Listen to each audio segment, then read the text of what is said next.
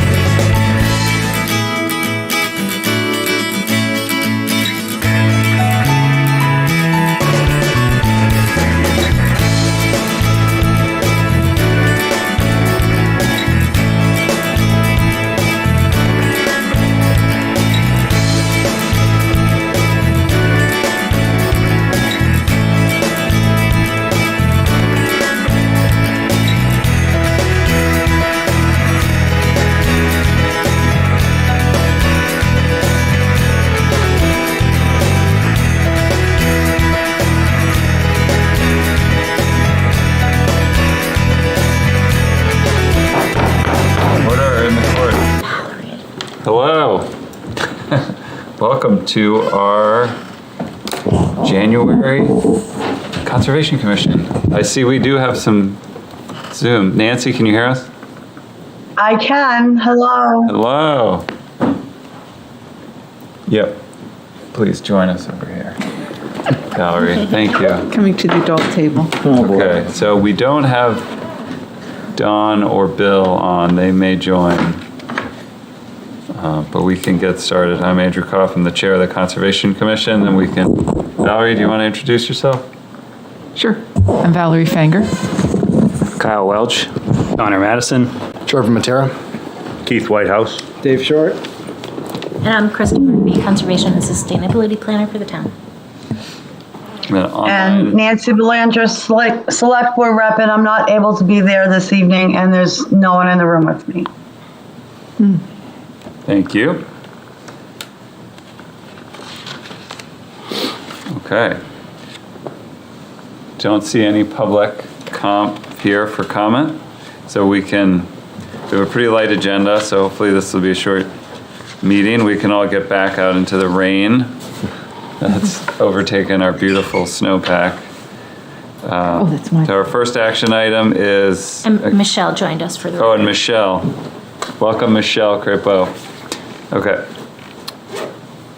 So in terms of, maybe I should do this because I don't know that we don't have a ton to vote on, but it looks like we do have 8 members. So we're going to activate one of... Who's an alternate that I'm would an like to be alternate. activated? Valerie? Yeah. Okay. Promotion. Okay. You are activated. All right. All right. She got into the chair first. Seems like fair. It seems fair. It seems like the most fair Right. thing. Okay, so Kristen, do you want to talk about the first item? Sure. In your packet is a service... Pretty kid. Mike just broke. We have a mic issue. I think it's... Oh, Only making it way. There you okay. I won't touch Okay. it. In your packet is some correspondence from Lisa Wise with UNH Cooperative Extension. She is a part of a work group who is the Connect to Protect project team, and they are offering an opportunity for a service grant. Basically, it's not money, but they'll offer their time and assistance to complete a project of interest. And the packet listed a couple ideas. The goal of these are to further the goals of the Connect to Protect initiative, which is basically identifying priority conservation areas, if I have the right plan in mind, priority conservation areas and important corridors to connect those so that we would have a contiguous, conserved, not contiguous, but so that we'd have a broader impact in terms of conservation area goes moving forward through time. And so I just thought it was worth bringing to this committee for discussion. From the list of potential projects, I thought some that could be appropriate here would be using, developing a project evaluation checklist. So a lot of conservation commissions have a list of conservation priorities, and when a project comes before them, they walk through those conservation priorities. Lots of times that's of value if you have multiple conservation projects and limited funding, so you know how to prioritize between the two. And it's a good tool for discussions with property owners. I know our conservation fund is kind of nil, so I don't know if that needs to be something we focus on now, but it's a good tool to have when funding is available. So you kind of want to develop it now before you need it. And then the other one was updating the conservation GIS files in Granite.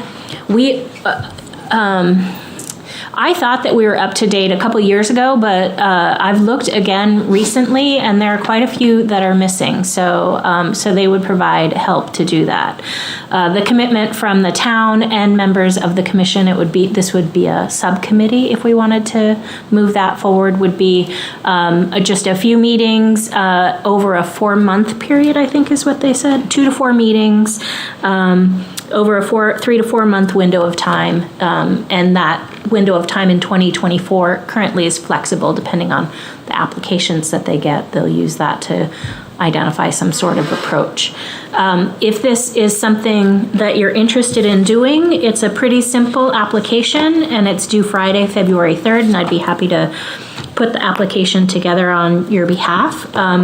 But those were some two project ideas I had, and there's a lot of different ways we can use this service. So if you have other ideas, that's great too.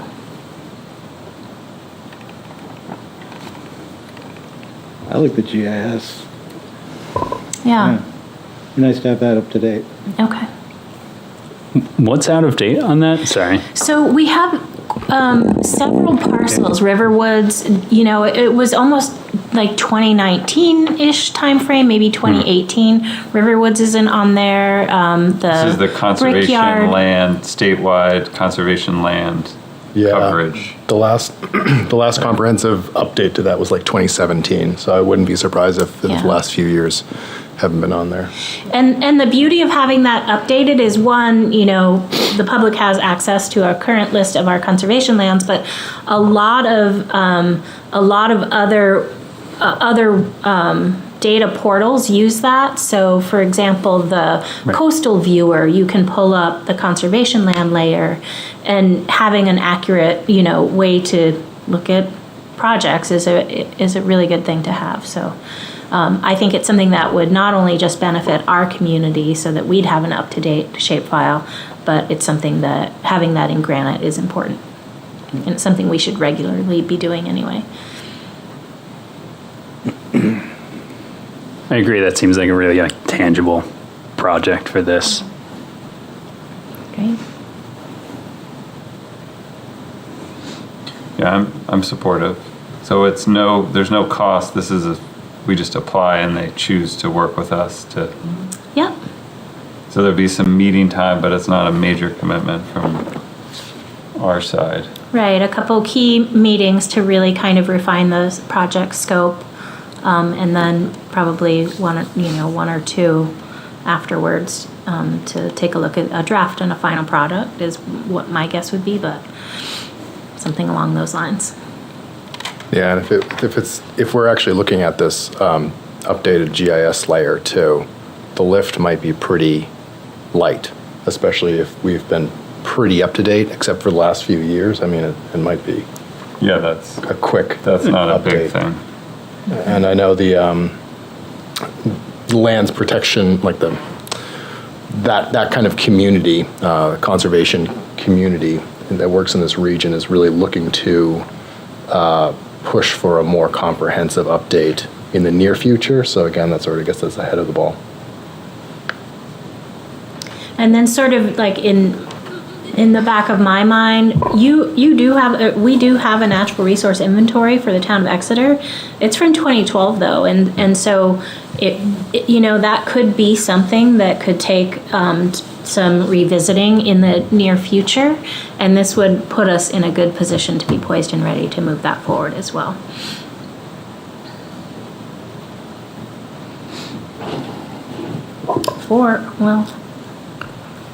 I'll just take a minute. I see we have Don and Bill have joined on the Zoom call. Do you want to just introduce yourself for the record and say if anyone's in the room with you? Sure. Hi. Good evening, everyone. Don Clement, and I'm alone in the room. I'm Bill Campbell, and at the moment I'm alone, but will be joined by my wife, Liz. Okay, well, glad you guys could make it. Thanks for joining. Do you have any comments on this particular proposal?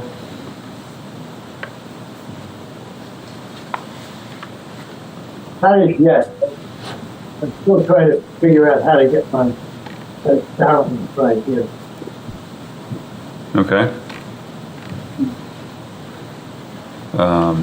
Any other? So, first round applications due February 3rd. We still have a little bit of time, but that's before the next meeting. Right.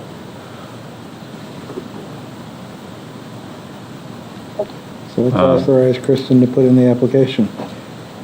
Yeah, and maybe along with that, we probably want to identify a group of people who would be interested in attending a meeting or 2 or 4 on this topic from the commission. Yeah, I don't mind volunteering. Did you say you don't want to, or you don't mind? I don't mind. I just worked with this data recently, so, yeah. I'd be interested. Nice. Yeah, I guess depending on when the meetings are. I know. That's the big thing for me. You can, or you can. Attend Okay. during the day. So if other people, if they have them during the day, it might be difficult or something. Okay, Okay, so it looks like we have some interest. great. We don't need a vote on anything. I mean, it would not hurt, but Okay. Thank you. Thanks.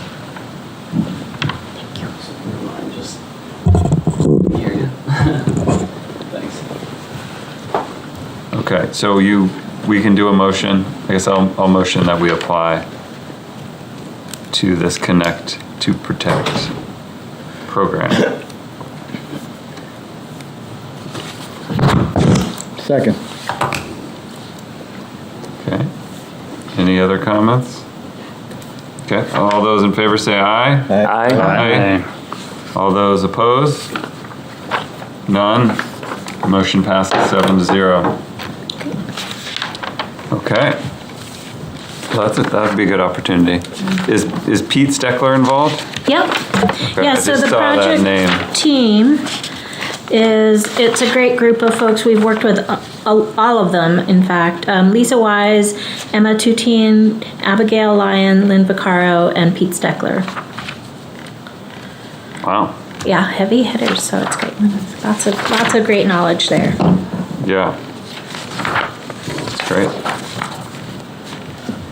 Okay, our next item is a request for a letter of support from the Trust for Public Land for the Rugg Property Community Forest grant application. We received an email last week from Lynette and Ann. Ann works with Lynette, the Trust for Public Land, and they are asking for another letter of support for another funding opportunity that they're applying for. It's the U.S. Forest Service Community Forest and Open Space Program, CFP. This application, I believe, is $400,000, and it would not apply to us again. This would be for the Newfields portion of the project. But they're asking for another letter of support. In the packet, she provided a template one that's very similar to the other one that we provided. Now, I know we had some questions about this whole thing last meeting, and so maybe it's a good opportunity to go back and follow up on some of those questions that were raised. In terms of they weren't able to join us here tonight, so we don't have them. Maybe another time, maybe they could come. I don't know if people have any questions or concerns about this request. Well, just the same as before. If this is a joint project, why aren't we sharing these grants? And I think so Lynette did talk about early on kind of the list of different funding sources for this project. In my interpretation, because Newfields is basically poised and ready to put something on the ballot this year, that they're more likely to secure grant funding for Newfields at this time.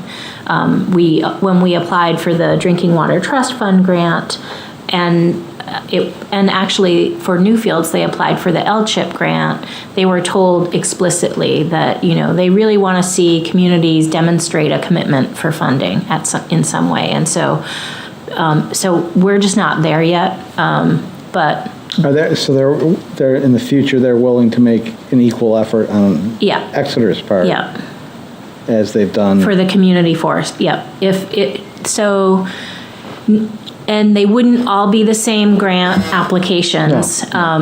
And I didn't bring the write-up. I can go get it, though, from October, I think it was, when this was discussed here, a proposed funding scheme for the projects. And so some of that was, some grants would apply to Exeter, some grants would apply to Newfields, and some grants would fund both. They'd just be applied for at different times. So their goal is to make it equitable, so Right. that, Newfields gets 55% of grant and Exeter also gets 55%. But Newfields is also bigger and costs more, so they would get more grant money As a percentage of the land. Right. because the total value is higher. So they're trying to make sure the percent grants are equivalent. That was the metric they were going for. But it was sort of, they're trying to cobble together different funding sources to make that work. So it may not be exactly equal, but they're trying to get it close. Right. And she did express a willingness and availability to come. It's just that tonight happened to conflict with another meeting that's happening in Newfields. I think, is it their bond hearing, or I don't know what it was. Yeah, I think you're right. It was a hearing. Yeah. So they're actively working up in Newfields.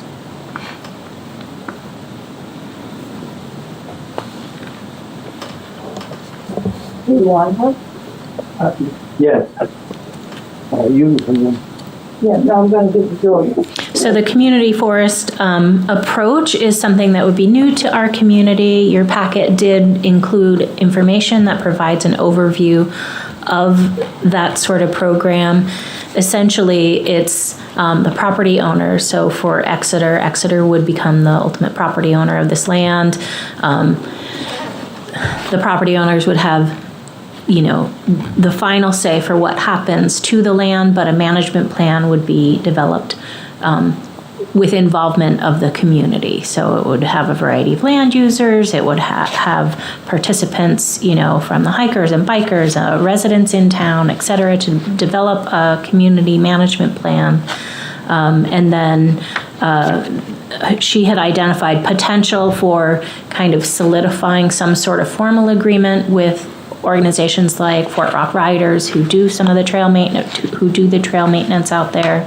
But all of that would be developed, down the road if Exeter also applied for a community forest grant, applied for and was awarded a community forest grant. But it's new to me too, so we can defer to the 2-pager in your packet for questions, or I'll try to answer them if you have some.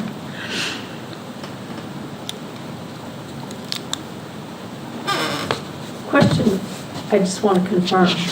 Now, the rugs will not go forward without Exeter. Yeah, that's my understanding. So that's too bad. Yeah, so to them, and the reason, like for a property owner's perspective, if they were to protect Newfields and not protect Exeter, they wouldn't ever be able to develop Exeter because access to the Exeter piece is through the Newfields piece. It would go with the house if they ever wanted to develop it, yeah. Yeah. I mean, it would, yeah. Yeah, so. It's landlocked. Other than that. Right. Well, right now it is. Right. But. So that's the property owner's choice. I'm sure you could design it. We're still waiting to find out. Right, yes. That's a lot of the uncertainty of all this. Yes. Exactly. Ownership of the property. Right.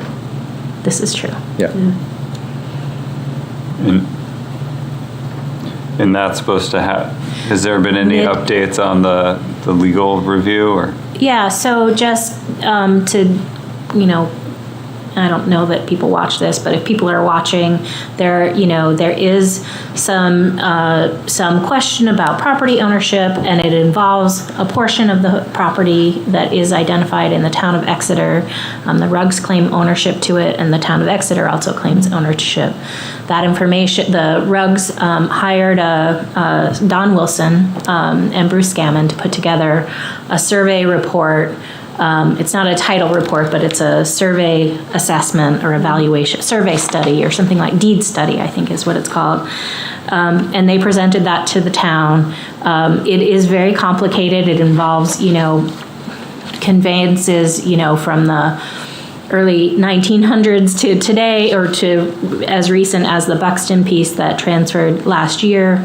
And so our legal counsel advised, because it was so complex, that we bring a specialist in. And the specialist is someone who's a licensed surveyor with an active surveyor's license, but is also a lawyer in land law. And so they're really, his name is Steve Nix. We presented all of the information to him, including title reports that Trust for Public Lands had completed, and we anticipate hearing back from them in mid-January. So we're really kind of on the cusp of getting some more information and hopefully some guidance for next steps, but we're just not there yet. I read the deeds, wow. Yeah, It's very complicated. Some of the bounds are like an elm tree, or a birch tree that's not even native to New Hampshire. It's surprising. It is very complicated. It's not surprising, but it's very complicated. And anyone, this is public record, anyone is welcome to look at this document. If you want it, I'd be happy to present it. But it is very challenging. And it goes through a series of evaluations of prior surveys and documents that were done. Like the town didn't just say, well, we're taking this, like that we had a survey plan that told us where the property boundaries were and accepted it based on the information before us. And so it goes through their reasoning for why these surveys were were not accurate, and so that's a complicated thing to sort of untangle, and hopefully legal counsel can get us there.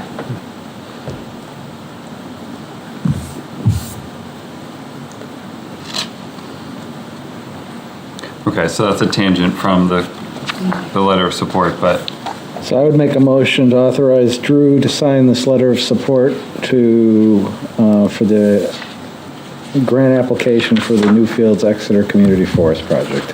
Second. okay. Any other One comment. discussion? Yeah, one comment. This doesn't obligate us in a way that if the things turn out to be different on the survey, because the same fellow did the survey in the early around 1990, I guess, and now he's changed the survey. I'm real curious about that. We'll wait to see what Mr. Nix comes up with. But this won't obligate us anymore. No, it won't. We really support it with everything we've done. No, it won't. There's no obligation, and it would be handled like a land transaction. All of that would have to be we'd need public hearing, and the select board would need to vote on it. It'd come before the Conservation Commission before that.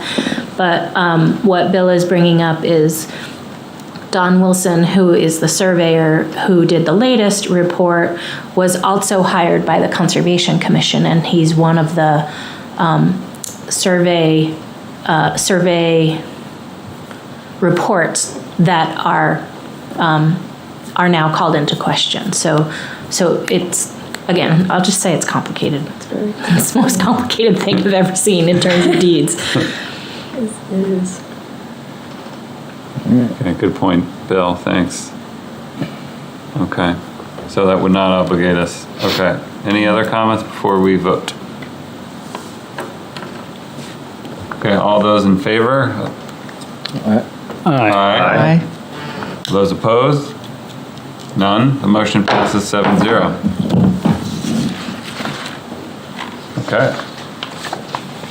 moving right along. Do we have any property management? No, I didn't put anything together, but I can give a brief update on Rains, if you're interested.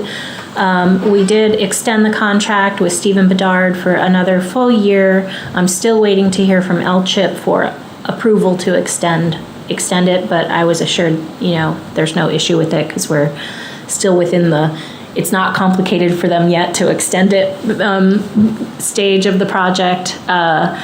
And so, I'm hoping that next year will prove a bit more productive and a little faster.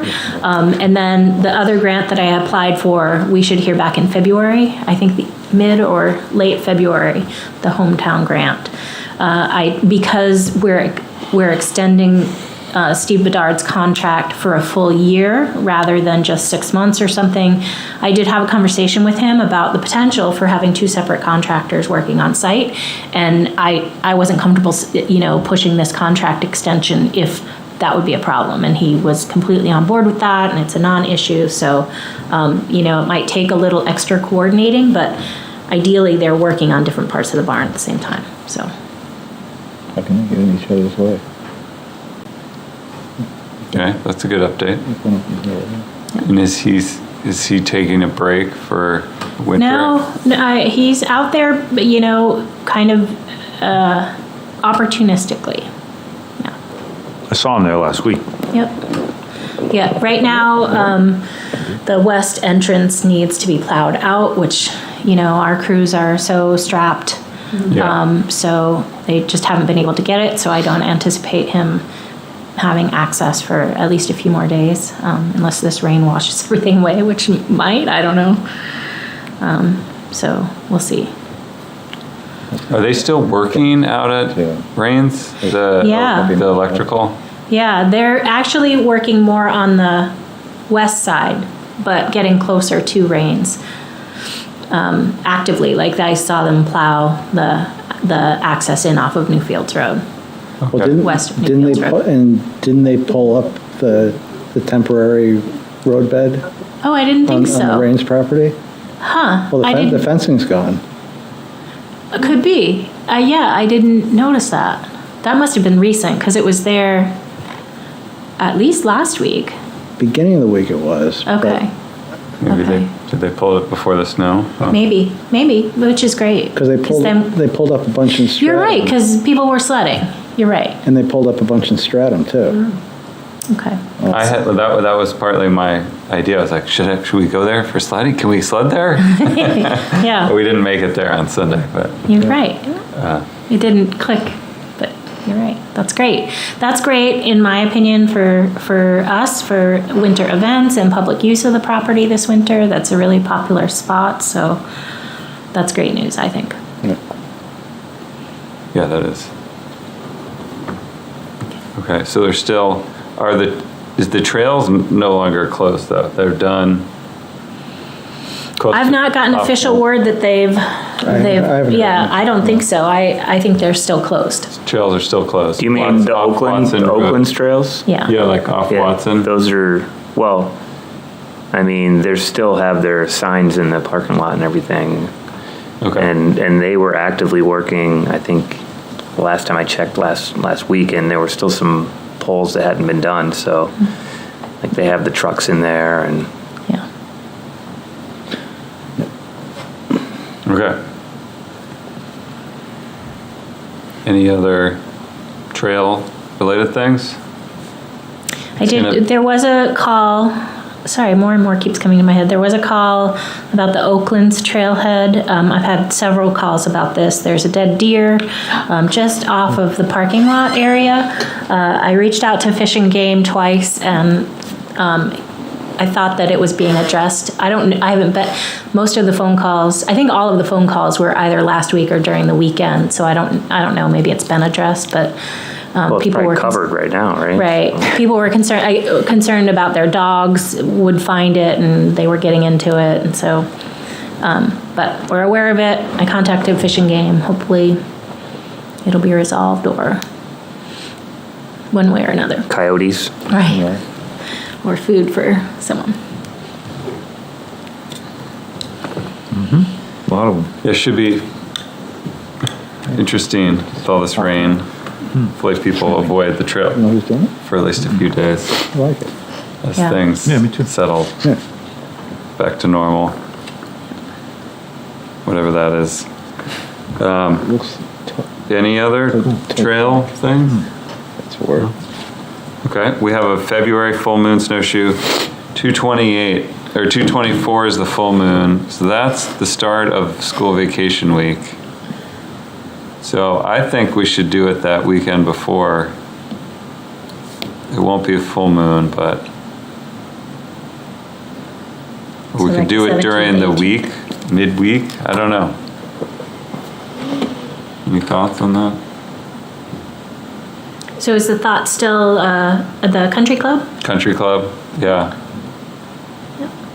Go out to the point. It seems to work from my perspective. I guess we could also see if there's any chance for snow. We could be a little more opportunistic. Do it sometime that week between 17th and the 22nd, something like that. I feel like if you wait until like a week beforehand and then kind of pick the best weather window, and like it would kind of be a shame to do it on a super cloudy day or something like that if the next day was going to be perfect, you know? And so we might lose some people or gain other people by moving it, but I think having it on the best day possible is worth that. Okay, I'm in. So maybe we can. So we could, and we've done this in the past, advertise it as like a pop-up full moon snowshoe, evening pop-up full moon snowshoe, register to be notified, or follow the Facebook page for posting or for announcement. But the window is from, what did we say, the 17th to the 24th? Is that how you want me to? Yeah. Did you say Okay. the 22nd or the 24th? I said I'm going away on the 24th, so Oh, I okay. can't do the 24th, and I probably don't want to do the 23rd either. That's why I said the 22nd. But if someone else wants to organize it on the 24th, I'm not opposed to that. If we happen to get good snow on one of those days, it's not a big deal. And then the 19th is President's Day, so I don't know, that's a holiday. We could even do it on not everyone has that off. It's one of those weird surprise holidays. Yeah, so I think as long as we know the window, we can advertise it that way and start to get the word out. So Okay. is someone available to help outside of when you can't help, or should we just cut it at the 22nd? I can help whenever. Okay. So should I Could be advertise fun it? at the start of vacation, maybe that they would be interested in that too. So I'll do through the 24th. Is that what I'm doing? Yeah. Kyle, you'll lead it if Yep. it's the 23rd or the 24th? Sure. Okay. And Kyle and we can jam about it. And I mean, if we get some good conditions before that, like I'll probably just do some impromptu whatever. I can go through the Facebook page and just say, hey, I'm going snowshoeing in Fort Rock, starting at 5 from whatever trailhead. Great. You know, Okay. there's been, I've been going in Henderson Swayze since the last storm. There's been a decent number of people snowshoeing in there, so it's kind of nice. So should I just set up a register for evening snowshoes events? I mean, I don't even know if they need to register. I just think it's like you just put it on the Facebook page and say, Yeah. The only problem with that is sometimes if I post something on today, it's not always going to make people's feeds today, you know? Okay. And so it seems like sometimes there can be a delay, and I don't understand why or how, but I feel like if people you don't know see when it. to start checking Concom's page or the website or something like that, then at least they'd get better notification.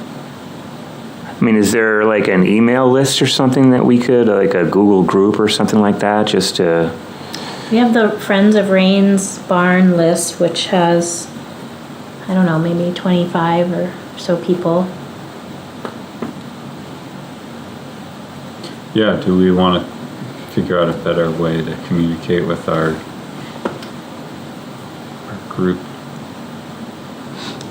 Yeah, Because there's that whole constant, the town has all those we do. sign up things. I don't know that we need our own, but I guess we could piggyback on that if there was another thing for conservation related things. Like events, trail yeah. events, and then. Sure. Yeah, and they'll, the Exeter TV folks will always welcome Conservation Commission news updates in the town-wide one. It has a broader distribution list. It comes out every other week, so we'd need to have that in mind. And I think the next one is coming soon. Right, so if we wanted to advertise in the town-wide one, we could, but we sort of need to pick a date. That's the problem, is you kind of need to. But we could have a primary date and an alternate date, and maybe do it that way, just to commit to something. I can't find it, but I know one came out just before the end of the year. So I feel like we're due for one.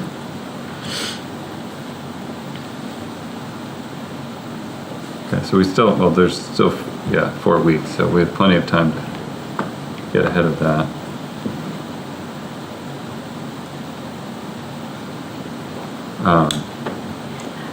The rec department has snowshoes too, so you should kind of bring that in too, for people who don't have them. Yeah, I can look into that. Yeah. But they have actual snowshoes to rent or to use? To use,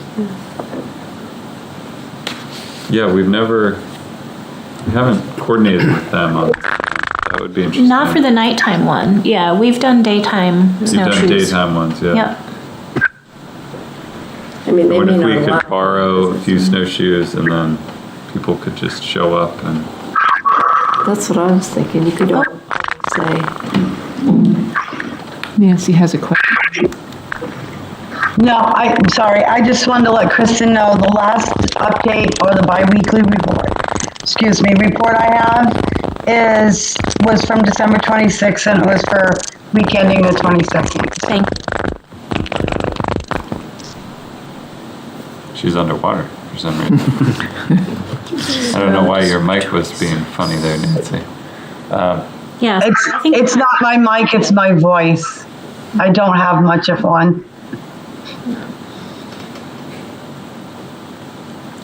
I don't know, but I know we've gone back and forth. My recommendation is to pick a window, and then we'll post it on the website and try to get it out to these other venues. But at the very end of the day, people know that they can come to the website if we advertise it now in all of these places. And then you could also, instead of coordinating with the rec department, say if you need, snowshoes are available at the rec department, put that number in. Yeah, I can check with them to see if they rent them or if. And they may we can not borrow. do it for nighttime. They might only rent them for Right. daytime. Yeah, I'd be happy to check. And then I think separately, the pop-up, I'm happy to help advertise that as well. All right. Excellent. Well, we'll keep going with that. The next one- Well, I guess, Yeah. would it make sense maybe just to maybe not even officially through the town or anything, just have a Google group like Exeter snowshoeing or something like that? So that if people want to go out snowshoeing, it doesn't have to be organized by us or anything like that. Like we could certainly lead some, but someone could just say, hey, I'm going snowshoeing. And if you wanted to be notified of stuff like that, you could join the Google group, have it be like a public, I don't know, we could outsource it to the crowd, I guess. Like a meetup, sort of. Yeah, just. Yeah. I mean, I feel like if anyone outside just wanted to take that on, that would be fine. I don't think that's something that we as the Concom need to start. Right. And I know I did a couple dog walks with some people, and one of the women who came, she lives right on the trail system off Watson Road, and she said, I'd be willing to lead stuff like that over there anytime if there was interest. So. Yeah. I mean, I think we'd lose that building the connection, right? So, yeah, but of course people can do that, yeah. Okay.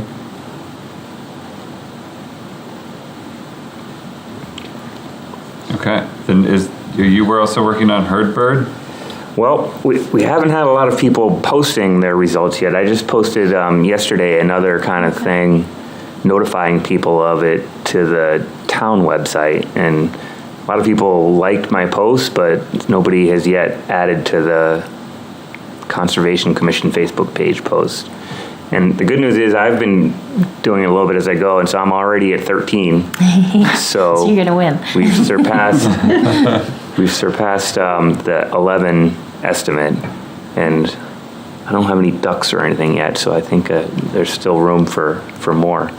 But I'm hoping, like in my last post, I just encourage people to, I think anything we do to get people out on our conservation properties is going to be good, and this is kind of interesting in that if you go to different properties, you definitely get different species. And just even within the given properties, you might, in a different part of it, a different terrain, you'll see different stuff. So, I don't know. Yeah, so if others want to do it, the more that we post to that, the more it will show up in people's feeds. That's how that will work. So. Yeah, I don't know if I've seen it in my feed. Well, I'll share Kyle's latest as a challenge. And we'll see when it shows up in your feed. Take me down. You can win. And I guess we talked about there being a prize at the end, but I was thinking if we had Conservation Commission stickers, I think that like my kids, their water bottles are all covered with all kinds of stickers and everything like that, and that seems to be maybe something we want to think about as far as having stuff that we can hand out at events and stuff like that. And we do have them, and I have them available to use for this too. It's like and then a hike, or there's a boot or something, Exeter Trails. Oh, perfect. And I give them out for the SST cleanup, and you think it's like the coveted sticker, but you're right, kids Sure. love these stickers. So yeah, I think that would be a fun thing to give. We have quite a bit.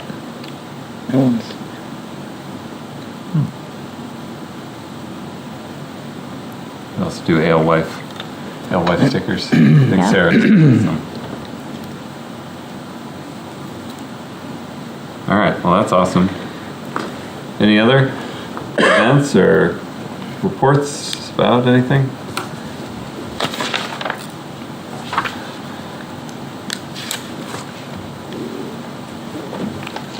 Okay, we want to approve the minutes? Yep. I read through them, I didn't have any edits. Did anyone? Any other comments on the minutes? Nope.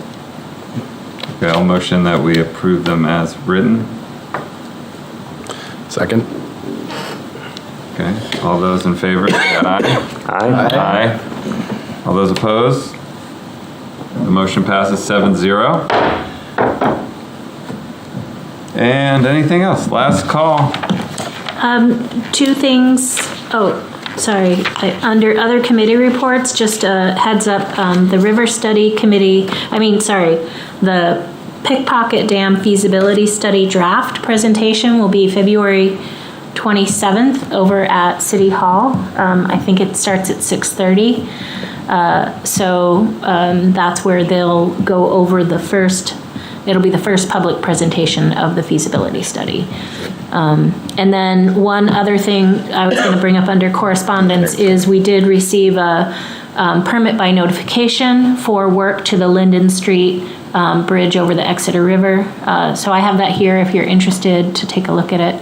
Permit by notification though, so Concom signature is not required.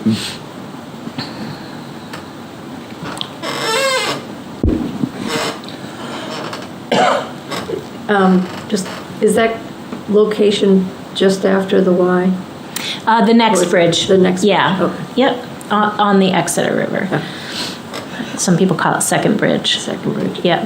Is that right by the Morrissette? It is. Okay. Yep. And so I will be reaching out to the property owner. We'll need to stage some equipment there during the construction process. So I'll work with Diane on securing that, but. You have for McDonald's, not Morset. Right, you're right. McDonald's, I'm sorry. Okay. Yes. I was like, wait, where am I? All right, so they're gonna stage there. They're working on that bridge, because that wooden bridge or it has some timbers in it, doesn't it? It does, yeah. And it needs some repairs. Oh, funky. All right. Well, this was a quick one. I don't know. This could be record breaking, guys. I don't know. I feel like, is there anything else we want to talk about? Make a motion to adjourn. Okay. All right. I'll second it. All those in favor? Aye. All right. All right. We're adjourned. Thank you, guys. Keep it speedy. Thank you for tuning in to Exeter TV. Exeter TV is the town's public and government access channels, available on Comcast Channels 6 and 22. Channel 6 is your channel. If you have an idea for a program, want to host your own talk show, or submit a film, we're here to get your content on television. On Channel 22, we bring you live and replay coverage of government meetings and other town updates. A third channel, Blue Hawk Media, is operated by SAU 16 and can be found on Channel 8, with all your school sports, events, and meetings. You can watch Exeter TV online at exeternh.tv, Apple TV, and on Roku. Find us on social media for extra content. Subscribe to our YouTube channel and hit the bell to get notified about live streams and new content. Tune in to our platforms every other Friday to watch the Exeter Biweekly Report, with recaps of recent events, updates from town departments, and messages from nonprofits in your area. If you head to our website, exeternh.tv, we invite you to sign up to our newsletter to receive monthly updates about new content, upcoming meetings, and more. We'd like to thank you for taking the time to watch Exeter TV and hope that you tune in to our other content as well.